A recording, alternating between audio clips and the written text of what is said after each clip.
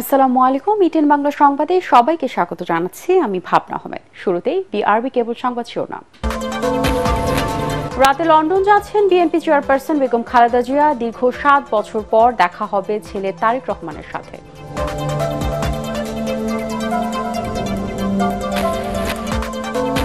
আগামীতে রাজনৈতিকভাবে পক্ষপাতমূলক আচরণ করবে না বিএনপি, জানালেন আমির খসরু। রাজনৈতিক অস্থিরতা দ্রুতই কেটে যাবে, আশা ব্রিটিশ এমপি রূপা হকের।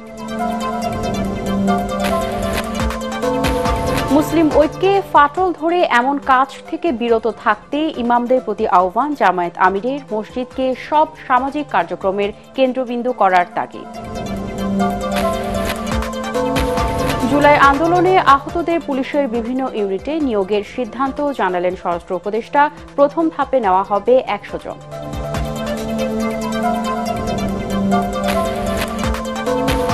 এবং চীনের তিব্বতে ৭.১ মাত্রার শক্তিশালী ভূমিকম্প, নিহত অন্তত ৫৩ জন, আহত কমপক্ষে ৬২। বাংলাদেশেও তীব্র কম্পন। শুনছিলেন বিআরবি কেবল সংবাদ শিরোনাম। এবারে বিস্তারিত। উন্নত চিকিৎসার জন্য রাত ১০টায় যুক্তরাজ্য যাচ্ছেন সাবেক প্রধানমন্ত্রী ও বিএনপি চেয়ারপারসন বেগম খালেদা জিয়া। কাতারের আমিরের পাঠানো বিশেষ এয়ার অ্যাম্বুলেন্সে লন্ডনের উদ্দেশ্যে রওয়ানা হবেন তিনি। এর মধ্যে দিয়ে দীর্ঘ ৭ বছর পর দেখা হবে ছেলে বিএনপির ভারপ্রাপ্ত চেয়ারম্যান তারেক রহমানের সাথে।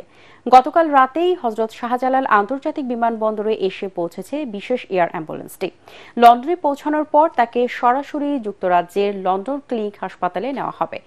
ব্যক্তিগত চিকিৎসক ডাক্তার AZM জাহিদ হোসেন জানান, শারীরিক অবস্থা স্থিতিশীল থাকায় মেডিকেল বোর্ডের সিদ্ধান্ত অনুযায়ী লন্ডন যাচ্ছেন বেগম জিয়া।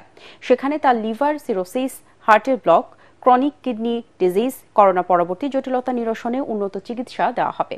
বয়স ও ঝুঁকির দিকটি বিবেচনা করে তার লিভার ট্রান্সপ্লান্টের বিষয়ে সিদ্ধান্ত নেওয়া হবে বলেও জানিয়েছেন ডাক্তার জাহিদ। এদিকে শারীরিক সুস্থতার জন্য দেশবাসীর কাছে দোয়া চেয়েছেন বিএনপি চেয়ারপারসন বেগম খালেদা জিয়া। স্বাস্থ্য ও শিক্ষা খাতে সর্বোচ্চ বিনিয়োগ করবে বিএনপি, নিশ্চিত করা হবে বিশ্বমানের স্বাস্থ্যসেবা। ব্রিটিশ এমপি রূপা হকের আগমন উপলক্ষে UK Bangladesh catalysts of commerce and industry আয়োজিত সংবাদ সম্মেলনে এসব কথা জানান বিএনপি স্থায়ী কমিটির সদস্য আমির খসরু মাহমুদ চৌধুরী। আগামীর বাংলাদেশে রাজনৈতিকভাবে কারো প্রতি পক্ষপাতমূলক আচরণ করা হবে না বলেও জানান বিএনপির এই নেতা। সংবাদ সম্মেলনে বাংলাদেশি বংশোদ্ভূত ব্রিটিশ এমপি রূপা হক বলেন, তৈরি পোশাক ছাড়াও অন্যান্য খাতে বাংলাদেশের বাণিজ্যিক সম্ভাবনা রয়েছে। সাম্প্রতিক রাজনৈতিক পথ পরিবর্তনের কারণে যে অস্থিরতা তৈরি হয়েছে তা কেটে যাবে বলেও আশা করেন তিনি। এতে আগামী দিনে যুক্তরাজ্য ও বাংলাদেশের মধ্যে বাণিজ্য ও বিনিয়োগ বাড়বে বলে প্রত্যাশা করেন ব্যবসায়ীরা। I'm happy to say that that is over, that is behind us. Let us put it down to experience. Don't carry the baggage of politics. I don't believe that what has ended, we have to close that chapter, start a new chapter instead of carrying the baggage. Let's not carry the baggage. So new chapter, Bangladesh 2.0 has opened up a door of great opportunity for all of us. বৈষম্য বিরোধী ছাত্র আন্দোলনে আহতদের পুলিশে চাকরি দেওয়ার সিদ্ধান্ত নেওয়া হয়েছে বলে জানিয়েছেন স্বরাষ্ট্র উপদেষ্টা অবসরপ্রাপ্ত lieutenant general Jahangir Alam Chowdhury. CID প্রধান কার্যালয় পরিদর্শন শেষে সাংবাদিকদের প্রশ্নের জবাবে তিনি কথা বলেন।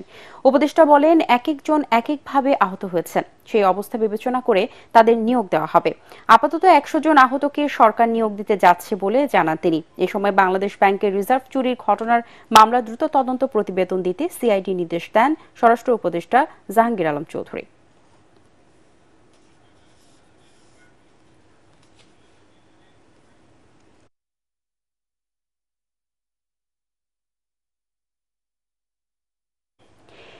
বিএনপি চেয়ারপারসন বেগম খালেদা জিয়ার বিরুদ্ধে জিয়া অরফানেজ ট্রাস্ট দুর্নীতি মামলায় হাইকোর্টের দেওয়া ১০ বছরের কারাদণ্ডের রায়ের বিরুদ্ধে করা আপিলের শুনানি আগামীকাল পর্যন্ত মুলতবি করেছে আপিল বিভাগ।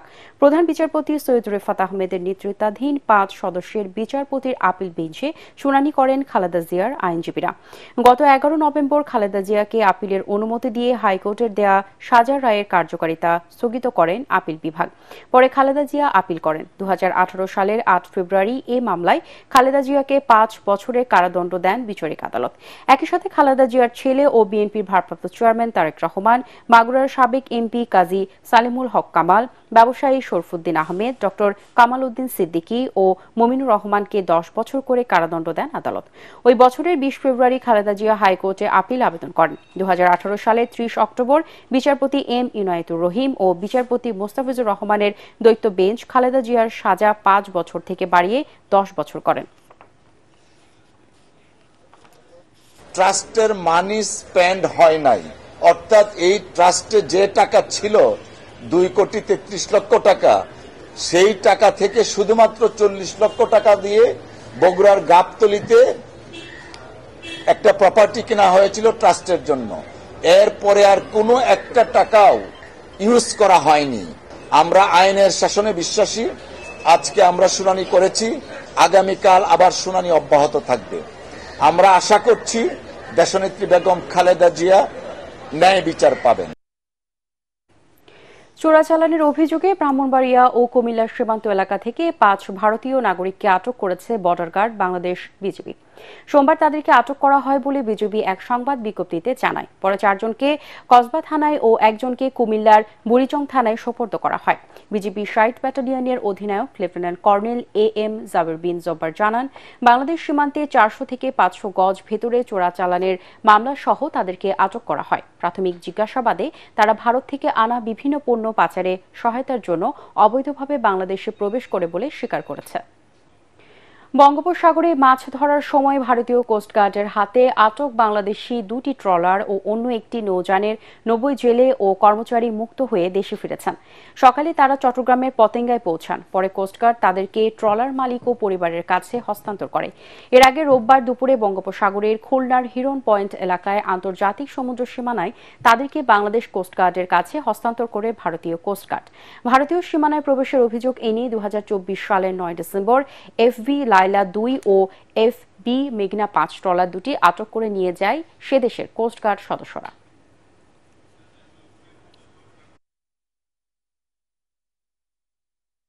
আমরা এক রাত একদিন বাসছিলাম। আমাদের বাসার পর আমরা কোথায় গেছি আমরা বলতে পারি না। পরের দিন বিকালে আমাদেরকে পার্বত্য 5-এ ইন্ডিয়ান বোট আমাকে উদ্ধার করেছে। 11 তারিখ সকাল 10টার দিকে আমাদের পারাদ্বীপ ওখানে নৌপুলিশ আছে ওনাদের ওখানে নিয়ে গেছিল, আবার বিকেল 4টা নাগাদ। এর ভিতরে আমরা যেটা অনুমান করতেছিলাম যে বাংলাদেশ সরকার তরফ থেকে তাদের সাথে পজিটিভলি যোগাযোগ করছে, করার পরে তারা আমাদের আবার জাহাজে ফেরত দিয়ে যায়। ফরিদপুর সদর উপজেলার মুন্সিবাজার এলাকায় রেল ও মাইক্রোবাসের দুর্ঘটনায় 5 জন নিহত ও 2 জন আহত হয়েছে। আহতদের সকলের অবস্থা গুরুতর। স্থানীয়রা জানান, রাজশাহী থেকে ছেড়ে আসা মধুমতি এক্সপ্রেসের ট্রেনটি মুন্সিবাজার রেল ক্রসিংয়ে একটি মাইক্রোবাসকে ধাক্কা দিলে মাইক্রোবাসটি দুমড়ে মুচড়ে খাদে পড়ে যায়। এতে ঘটনাস্থলে মাইক্রোবাসের 3 যাত্রী নিহত হয়। হাসপাতালে নেওয়ার পর মারা যায় আরও 2 জন। স্থানীয়রা তাদের উদ্ধার করে ফরিদপুর মেডিকেল কলেজ হাসপাতালে ভর্তি করে। আহতদের সকলেরই অবস্থা আশঙ্কাজনক।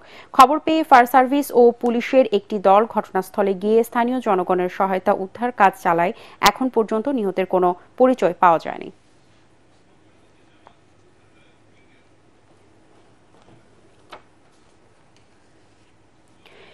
মুসলমানদের মধ্যে অনৈক্য সৃষ্টি হয় এমন বক্তব্য না দিতেই ইমামদের প্রতি আহ্বান জানিয়েছেন জামায়াত ইসলামের আমির ডাক্তার শফিকুর রহমান।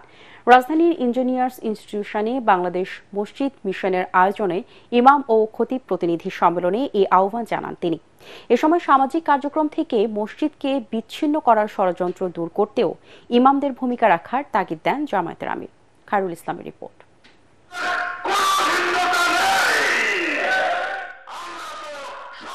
ইমাম ও খতিবদের এই প্রতিনিধি সম্মেলনের আয়োজন করে বাংলাদেশ মসজিদ মিশন। সম্মেলনে বিগত স্বৈরাচার সরকারের সময় বিভিন্ন জুলুম নির্যাতনের অভিযোগ তুলে ধরেন ইমামরা। অনুষ্ঠানে সমাজ জীবনে ইসলামের ভুল ব্যাখ্যা দূর করতে ইমামদের সঠিক ভূমিকা রাখার তাগিদ দেন জামায়াতের সেক্রেটারি জেনারেল অধ্যাপক মিয়া গোলাম পরোয়ার। চোর, ডাকাত, সমাজপতি, জনপ্রতিনিধি, শিক্ষক, আলেম, পেশাজীবী, সমাজের আমলা, bureaucracy, defence, police administration, civil society, আপনি কি বলবেন প্রত্যেককে কোনো না কোনোভাবে প্রত্যেক ইমাম এবং খতিবের সাথে তার একটা কানেক্টিভিটি, একটা সংযোগ আল্লাহ তাআলা স্থাপন করে দিয়েছেন। এ সময় জামায়াতের আমির ডাক্তার শফিকুর রহমান বলেন, আলেমদের হাতেই দেশ সবচেয়ে বেশি নিরাপদ। বলেন, মসজিদকেই করতে হবে সব সামাজিক কর্মকাণ্ডের কেন্দ্রবিন্দু। জাতির প্রয়োজনকে সামনে রেখে খুতবা তৈরি হবে। মসজিদ মিশনকে আমরা অনুরোধ করব যে সমন্বয়ের এই জায়গায় যেন তারা দায়িত্ব পালন করে। আগামী সপ্তাহে কি খুতবাটাই জাতির জন্য প্রয়োজন, কমপক্ষে 1-2 দিন আগে যদি খতিব সাহেবের কাছে এটা পৌঁছে যায় বিভিন্ন জায়গায়, তারা তাদের মতো করে বলবেন, তবে এখান থেকেও কিছু খোরাক পাবে। মুসলমানদের মধ্যে ঐক্য তৈরিতে ইমামদের ভূমিকা যে কতটা গুরুত্বপূর্ণ তা সম্মেলনে স্মরণ করিয়ে দেন আমিরে জামায়াত। হুবহু এইটাই তারা বলতেও পারে, আবার এর অংশবিশেষ নিয়ে আরো কিছু প্রয়োজনকে সামনে রেখেও তারা কথা বলে। কিন্তু এখানে একটা গাইডলাইন আছে, এমন হলে তো আমাদের মর্যাদা বাড়বে, তাই না? সবগুলা মসজিদ এবং মিম্বর থেকে যদি আল্লাহর দ্বীন প্রতিষ্ঠার এবং সমাজের ইসলাহের কথাগুলো আসে, তাহলে আলহামদুলিল্লাহ এটা আরশে আজিমে চলে যাবে। ইঞ্জিনিয়ার্স ইনস্টিটিউট মিলনায়তনে আয়োজিত সম্মেলনে যোগ দেন সারা দেশের 1000-এরও বেশি ইমাম। খায়রুল ইসলাম, এটিএন বাংলা, ঢাকা। বিভাগ ভিত্তিক চলচ্চিত্র নির্মাণের উদ্যোগ নিয়েছে সরকার। এজন্য 8 জন পরিচালককে বাছাই করা হয়েছে। জুলাই বিপ্লবের প্রেরণায় এসব চলচ্চিত্র নির্মাণ করা হবে। সংস্কৃতিকে ঢাকার বাইরে ছড়িয়ে দিতে এমন উদ্যোগ নেওয়া হয়েছে বলে জানান সংস্কৃতি উপদেষ্টা মোস্তফা সরওয়ার ফারুকী। সচিবালয়ে সাংবাদিকদের সাথে আলাপকালে এসব কথা বলেন তিনি। এ উপলক্ষে 8 বিভাগীয় শহরে কর্মশালার আয়োজনও করা হবে বলে জানান সংস্কৃতি উপদেষ্টা। যার যার কাছে যে ভিডিও ফুটেজ আছে, সেই ভিডিও ফুটেজগুলো যেন আমাদেরকে পাঠানো হয়। আমরা ন্যাশনাল আর্কাইভে আমাদের একটা আলাদা জুলাইয়ের জন্য একটা আর্কাইভ তৈরি করা হচ্ছে, ভিডিও আর্কাইভ। সেখানের মধ্যে এটা সংরক্ষণ করা হবে। হাজার হাজার মানুষ শহীদ হয়েছেন, গুলি খেয়েছেন, চোখ হারিয়েছেন, এদের সবার টেস্টিমনিটা আমরা রেকর্ড করতে চাই, আমাদের ভিডিও আর্কাইভে রাখতে চাই, এবং এটা আসলে খুবই পাওয়ারফুল হয়। এটা যদি আমরা একটা আর্কাইভে সংরক্ষণ করতে পারি, আমি মনে করি ফলেন ফ্যাসিস্ট অথবা যে কেউ ভবিষ্যতে ফ্যাসিস্ট হতে চায় তাদের জন্য একটা বিশাল দেয়াল হিসেবে কাজ করবে। এই দেয়াল অতিক্রম করে ফ্যাসিস্ট হওয়াটা সহজ হবে না। এবারে সন্ধানী লাইফ ইন্স্যুরেন্স আন্তর্জাতিক সংবাদ।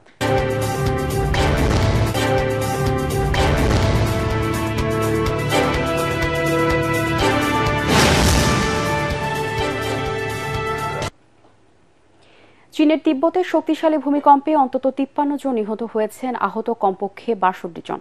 চীনা বার্তা সংস্থা সিনহুয়া জানিয়েছেন, স্থানীয় সময় সকাল 9:05 হিমালয়ের উত্তর পাদদেশে আঘাত হানা এই ভূমিকম্পের মাত্রা ছিল রিক্টার স্কেলে 6.8। এদিকে মার্কিন ভূতাত্ত্বিক সংস্থা ইউএসজিএস জানিয়েছে, ভূমিকম্পটির উৎপত্তিস্থল নেপালের লেবুচি থেকে 93 কিলোমিটার উত্তর পশ্চিমে। রিক্টার স্কেলে এর মাত্রা ছিল 7.1।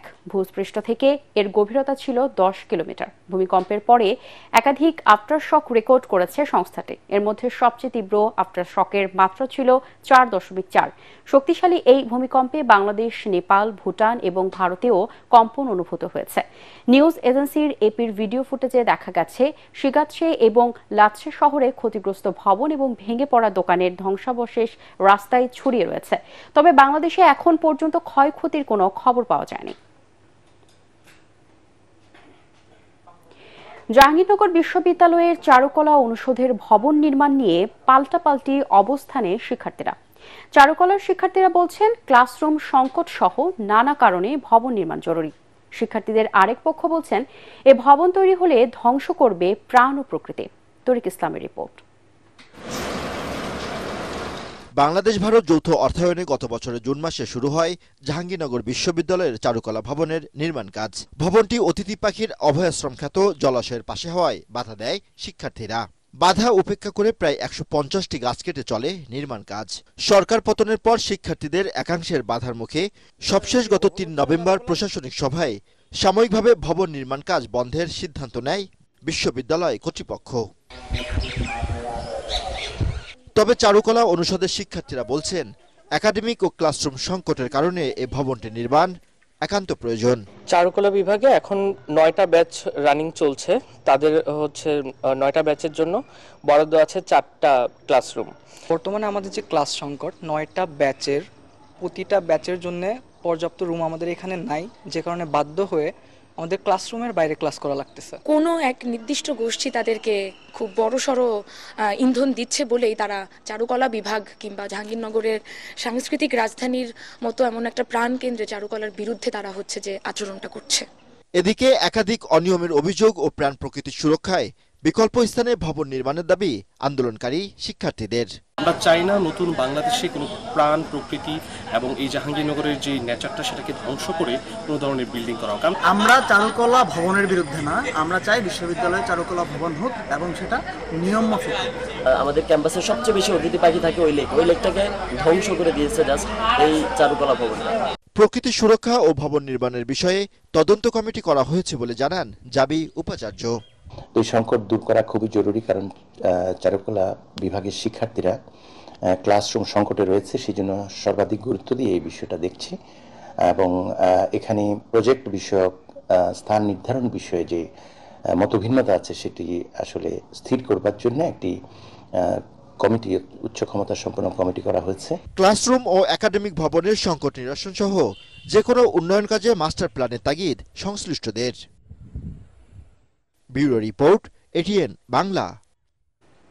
রাজধানীর পুরানা পল্টনে মানিকগঞ্জ ভবনের আগুন নিয়ন্ত্রণে এনেছে ফায়ার সার্ভিস। সকাল 9:15টার দিকে ভবনটির দোতলায় একটি ল চেম্বারে আগুন লাগে। সকাল 10:30টার দিকে ফায়ার সার্ভিসের 6টি ইউনিট প্রায় 1.5 ঘন্টার চেষ্টায় আগুন নিয়ন্ত্রণে আনে। এতে হতাহতের কোনো ঘটনা ঘটেনি বলেও নিশ্চিত করেন তারা। প্রাথমিকভাবে আগুন লাগার কারণ সম্পর্কে কিছু জানা যায়নি। 6টা ইউনিট আমাদের এখানে কাজ করে। এখানে একটা ল হাউসের ভিতরে, ল চেম্বারের ভিতরে আগুন ছিল, সেখানে অনেক বইপত্র, কাগজ, ফাইল ছিল, সেগুলো জ্বলতেছিল এবং আমাদের এই ইউনিটগুলো আসার পর সম্মিলিত প্রচেষ্টায় আমরা আগুনটাকে 10:30-এর সময় আমাদের নিয়ন্ত্রণে নিয়ে আসি। আগুন লাগার কারণটা আমরা এখনই বের করতে পারিনি, আর এই আগুনে কেহ আহত বা নিহত হয় নাই। ঢাকার ধামরায়ে ধলেশ্বরী নদীর উপর সেতুর প্রতীক্ষায় কুল্লা ইউনিয়ন ও আশপাশের এলাকার লাখো মানুষ। নৌকায় করে নদী পারাপারে দুর্ভোগ কমাতে নিজ অর্থায়নে 2 বছর আগে বাঁশের সাঁকো তৈরি করেছিলেন স্থানীয় চেয়ারম্যান ও মেম্বাররা। তবে সাঁকোটি নষ্ট হয়ে যাওয়ায় ঝুঁকিপূর্ণভাবে যাতায়াত করছেন এই অঞ্চলের বাসিন্দারা। তাই জানমালের নিরাপত্তায় দ্রুত একটি সেতু নির্মাণের দাবি স্থানীয়দের। ধামরাই থেকে বেলাল হোসেনের পাঠানো রিপোর্ট জানাচ্ছেন জাহিদুল আলম। ধামরাই উপজেলার কুল্লা ইউনিয়নের এপারে ফোরনগর, ফকিরপাড়া আর ওপারে খাসিরচর, বহুতকোল, জয়মণ্ডপ, ধল্লা, গাজিঙ্গা, সিংগাইর আর মানিকগঞ্জ। মাঝে বয়ে চলেছে ধলেশ্বরী নদী। প্রতিদিন এই ভাঙাচোরা সাঁকো দিয়ে নদী পার হন এসব এলাকার কয়েক লাখ মানুষ। বাদ যায় না মোটরসাইকেল কিংবা অটোরিকশাও। ফলে প্রতিনিয়ত আরো ঝুঁকিপূর্ণ হয়ে উঠছে সাঁকোটি। প্রায় ঘটছে দুর্ঘটনা। বাঁশের ব্রিজ, অনেক সময় দেখা যায় মানুষ অসুস্থ হয়ে পড়ে, রোগী কোনোভাবে আনা সম্ভব হয় না। ফুটনগর 9 নং ওয়ার্ডে কোনো পাকা রাস্তা নাই, অথচ ঢাকার খুব কাছে, কিন্তু পাকা রাস্তা নাই। আমরা চাই যে আমাদের এই ব্রিজটা যেন একটু পাকা হয়, রাস্তাঘাট যেন চলাচলের ব্যবস্থা যেন ভালো হয়। এই জায়গার ব্রিজটার জন্য এই 2 পাশের মানুষের প্রচুর কষ্ট। এই ব্রিজটা হলে 2 পাশের মানুষের অনেক ভোগান্তির অনেকটা সমাধান হয়। উপজেলা সংশ্লিষ্টরা জানান, এলাকাবাসীর দাবির প্রেক্ষিতে এরই মধ্যে সেতু নির্মাণের প্রস্তাব ঊর্ধ্বতন কর্তৃপক্ষের কাছে পাঠানো হয়েছে। জনগণ এখানে দুর্ভোগের মধ্যে আছে, তো তার পরিপ্রেক্ষিতে আমরা সম্প্রতি 100 মিটার ব্রিজ একটি প্রকল্প রয়েছে আমাদের এলজিডিতে, সেই প্রকল্পে আমরা এই ব্রিজটি যেন নির্মাণ করতে পারি এটা প্রস্তাবনা আমরা পাঠিয়েছি। এলাকাবাসীর আবেদনের প্রেক্ষিতে আমরা এটি পজিটিভলি দেখব। আমরা মিনিস্ট্রিতেও লিখবো, যদি এটা অত্যন্ত জনগুরুত্বপূর্ণ হয়ে থাকে আমরা অবশ্যই এটা পজিটিভলি মিনিস্ট্রি বরাবর আবেদন পাঠাবো। বড় ধরনের দুর্ঘটনা রোধে নরবরে সাঁকোর জায়গায় সেতু নির্মাণ হোক, এমনটাই এখন ধামরাইয়ের এ অঞ্চলের মানুষের অন্যতম দাবি। Bureau report, ATN Bangla. এবারে আল আরাফা ইসলামী ব্যাংক অর্থ সংবাদ।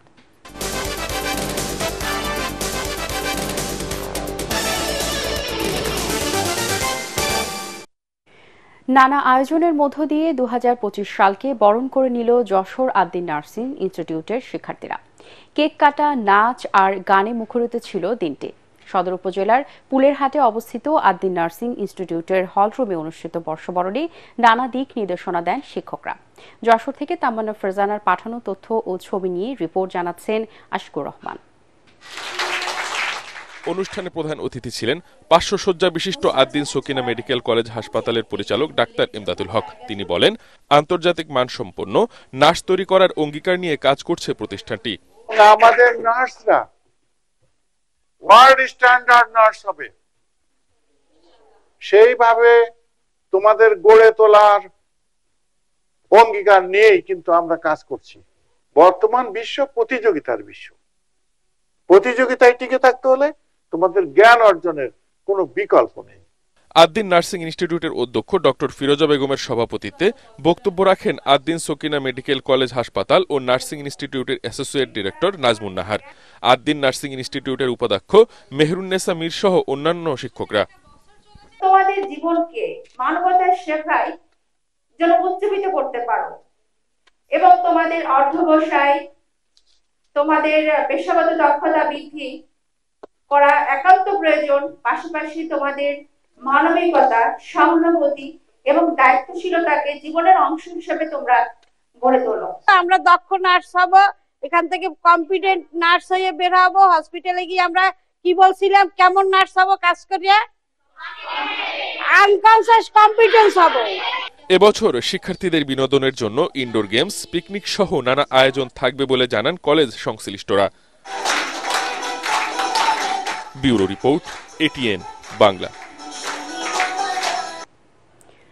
আবারও আন্তর্জাতিক সংবাদ। প্রেসিডেন্ট পদে ডোনাল্ড ট্রাম্পকে আনুষ্ঠানিক স্বীকৃতি দিয়েছে যুক্তরাষ্ট্রের কংগ্রেস। স্থানীয় সময় সোমবার কংগ্রেস অধিবেশনের শুরুতে এই অনুমোদন দেন দেশটির আইন প্রণেতারা। এই স্বীকৃতির ফলে এখন ট্রাম্প ও তার দল রিপাবলিকান পার্টির সরকার গঠনের আনুষ্ঠানিক অনুমোদন পেল। যদিও রেওয়াজ অনুযায়ী ইতিমধ্যেই নিজের মন্ত্রিপরিষদ সহ সরকারের গুরুত্বপূর্ণ পদে প্রয়োজনীয় ব্যক্তিদের মনোনীত করেছেন ট্রাম্প। গত 5 নভেম্বর অনুষ্ঠিত নির্বাচনে ডেমোক্র্যাট প্রার্থী কমলা হ্যারিসের বিপক্ষে বিশাল জয় পেয়ে প্রেসিডেন্ট নির্বাচিত হন ট্রাম্প। আগামী 20 জানুয়ারি প্রেসিডেন্ট হিসেবে শপথ নেবেন তিনি। অবশেষে পাকিস্তানের সাবেক প্রধানমন্ত্রী ইমরান খানের বিরুদ্ধে 19 কোটি পাউন্ড দুর্নীতির মামলার রায় ঘোষণার তারিখ আগামী 13 জানুয়ারি নির্ধারণ করা হয়েছে। এর আগে 2 দফা এই মামলার রায় ঘোষণার তারিখ পেছানো হয়, যা আল কাদির ট্রাস্ট দুর্নীতি মামলা হিসেবে পরিচিত। তার বিরুদ্ধে এই মামলা করেছিল দেশটির দুর্নীতি বিরোধী সংস্থা জাতীয় জবাবদিহি ব্যুরো NAB। পাকিস্তানের সংবাদ মাধ্যমগুলো জানিয়েছে, ইমরানের আইনজীবী ও NABর কৌশলীর সাথে আলোচনা করে রায়ের দিন ধার্য করা হয়েছে। মামলার অভিযোগ, ইমরান খান ও তার স্ত্রী বুশরা বিবি পাকিস্তানের একটি আবাসন প্রতিষ্ঠানের কাছ থেকে কয়েক কোটি রুপি ও জমি নিয়েছিলেন। তিনি প্রধানমন্ত্রী থাকা অবস্থায় অবৈধ সম্পদ বৈধ করতেই এসব লেনদেন করেছেন। পরে জানিয়ে দিব পার্টেক্স খেলার খবর।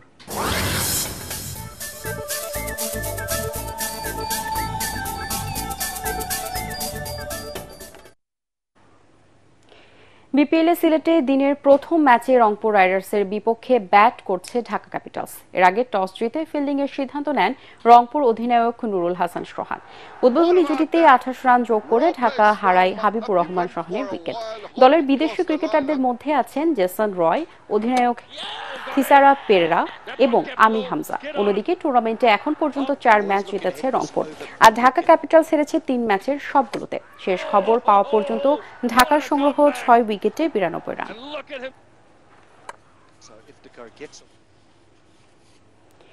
কেপটাউন টেস্টে পাকিস্তানকে 10 উইকেটে হারিয়ে বিশ্ব টেস্ট চ্যাম্পিয়নশিপে পয়েন্ট টেবিলের শীর্ষে উঠেছে দক্ষিণ আফ্রিকা। একই সাথে 2-0-তে সিরিজ জিতেছে তারা। ফলোঅনে পড়া সফরকারীরা ম্যাচের চতুর্থ দিনে দ্বিতীয় ইনিংসে অল আউট হয় 478 রানে। 145 রানের ইনিংস খেলে দলকে ফলোঅনের হাত থেকে রক্ষা করেন অধিনায়ক শান নাসর। এছাড়া বাবর আজমের ব্যাটে আসে 81 রান। তাতে প্রোটিয়ারদের সামনে জয়ের লক্ষ্য দাঁড়ায় 58 রান। ডেভিড বেডিংহাম আর এইডেন মার্ক্রামের ব্যাটে সহজেই জয় নিশ্চিত করে স্বাগতিক দল। এর আগে প্রথম ইনিংসে দক্ষিণ আফ্রিকার 615 রানের জবাবে পাকিস্তান অল আউট হয় 194 রানে। কোপা দেলোরের শেষ ৩২-এর লড়াইয়ে দেপ মেনেরাকে ৫-০ গোলে বিধ্বস্ত করেছে রিয়াল মাদ্রিদ। প্রতিপক্ষের মাঠে ৫ মিনিটেই লা ব্ল্যাঙ্কোরা এগিয়ে যায় ফেদেরিকো ভালভার্দের গোলে। ১৩ মিনিটে ব্যবধান দ্বিগুণ করেন এদুয়ার্দো কামাভিঙ্গা। এরপর আর্দা গোলার প্রথমার্ধে দলকে ৩-০-তে এগিয়ে নেন। দ্বিতীয়ার্ধেও বল দখল আর আক্রমণে এগিয়ে থাকা কার্লো আনচেলত্তির দলের হয়ে গোল করেন লুকা মদ্রিচ আর আর্দা গোলার। ইন্টার মিলানকে ৩-২ গোলে হারিয়ে ইতালিয়ান সুপার কাপের শিরোপা জিতেছে এসি মিলান। নিজেদের মাঠে লাউতারো মার্টিনেজের গোলে প্রথমার্ধে ইনজুরির সময়ে এগিয়ে যায় ইন্টার মিলান। ২ মিনিটের মধ্যে ব্যবধান বাড়ায় মেহেদি তেরেমি। তাতে টানা ৪ বছর সুপার কাপের শিরোপা জয়ের সম্ভাবনা উজ্জ্বল করে ইন্টার। কিন্তু প্রত্যাবর্তনের গল্প লিখে মিলান ডার্বিতে ট্রফি নিজেদের করে নেয় এসি মিলান। দ্বিতীয়ার্ধের ৫২ ও ৮০ মিনিটে ২ গোল করে দলকে সমতায় ফেরান থিও হার্নান্দেজ এবং ক্রিস্টিয়ানো পুলিসিচ। এরপর ইনজুরির সময়ে টেমি আব্রাহাম দলের জয় নিশ্চিত করেন।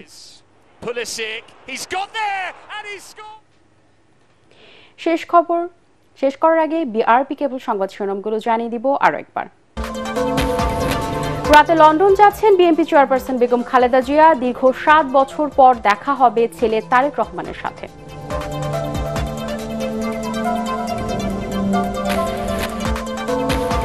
আগামীতে রাজনৈতিকভাবে পক্ষপাতমূলক আচরণ করবে না বিএনপি, জানালেন আমির খসরু। রাজনৈতিক অস্থিরতা দ্রুতই কেটে যাবে আশা ব্রিটিশ এমপি রূপা হকের।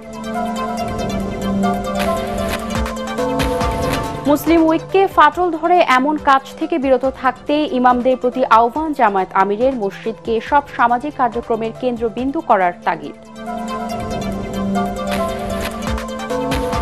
জুলাই আন্দোলনে আহতদের পুলিশের বিভিন্ন ইউনিটে নিয়োগের সিদ্ধান্ত, জানালেন স্বরাষ্ট্র উপদেষ্টা। প্রথম ধাপে নেওয়া হবে ১০০ জন।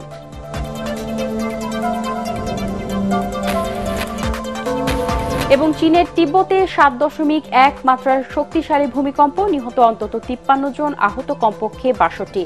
বাংলাদেশেও তীব্র কম্পন। পরবর্তী সংবাদ দেখার আমন্ত্রণ জানিয়ে এখনকার মতো শেষ করছি। এটিএন বাংলার সংবাদ ইউটিউবে দেখতে ব্রাউজ করুন youtube/ATN Bangla News। ধন্যবাদ সবাইকে।